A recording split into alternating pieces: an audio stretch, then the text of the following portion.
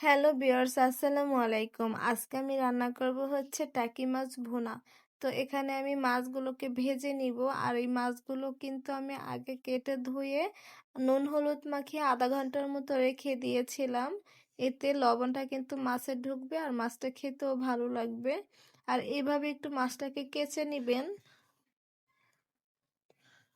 তাহলে কিন্তু লবণটা ভালো করে ভিজবে। আর এদিকে আমি মাছগুলো ভেজে নিব।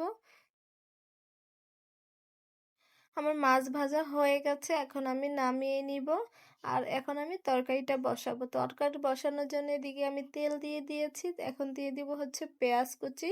পেঁয়াজ কুচিটা ভাজা হতে থাক, এদিকে আমি একটা মশলা বানিয়ে নিব।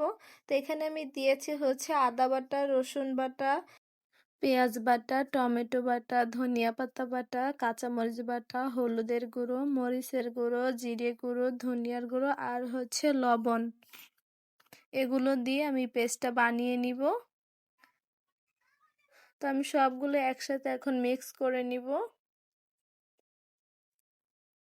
আমি কিন্তু এখানে কোনো রকম তেল দেইনি অথবা পানিও দেইনি, শুধু মশলাগুলোই আমি মিলিয়ে নিব। তো আমার মেশানোটা কিন্তু হয়ে গেছে, এখন আমি দিয়ে দিব।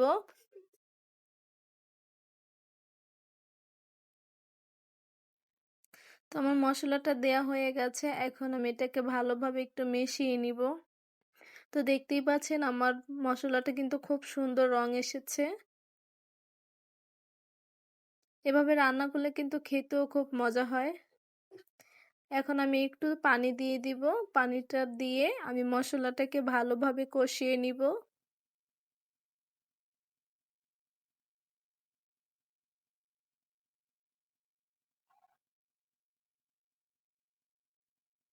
তো দেখতেই পাচ্ছেন আমার মশলাটা কিন্তু প্রায় হয়ে এসেছে। আমি আরো কিছু সময় ভালোভাবে একটু নেড়েচেড়ে কষিয়ে নিব। তো দেখতেই পাচ্ছেন আমার মশলা থেকে কিন্তু তেলটা ছেড়ে গেছে, তার মানে আমার মশলাটা কিন্তু কষানো হয়ে গেছে।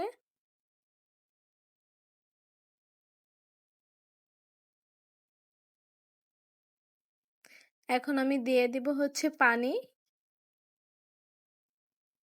পানিটা দিয়ে আমি কিন্তু মশলাটাকে ভালোভাবে আবার একটু নেড়েচেড়ে দিব।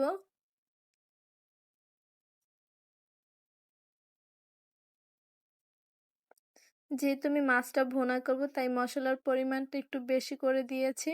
তো আমার ঝোলটা দেখুন কতটা ঘন হয়েছে। আমার ঝোলটা এদিকে ফুটে গেছে, এখন আমি মাছগুলো দিয়ে দিব। মাছগুলো আমি একটা একটা করে দিব যাতে ভেঙে না যায়।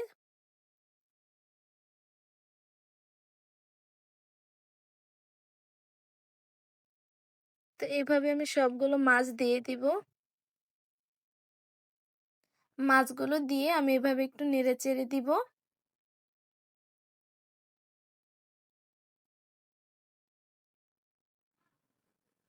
তো এইভাবে আমি একটু ঝোলটা ফুটিয়ে নিব। তো আমার ঝোলটা ফুটে গেলে এখানে আমি একটু ধনিয়ার গুঁড়ো দিয়ে দিব। ধনিয়ার গুঁড়োটা দিয়ে এখানে আমি একটু দিয়ে দিব হচ্ছে ধনেপাতা।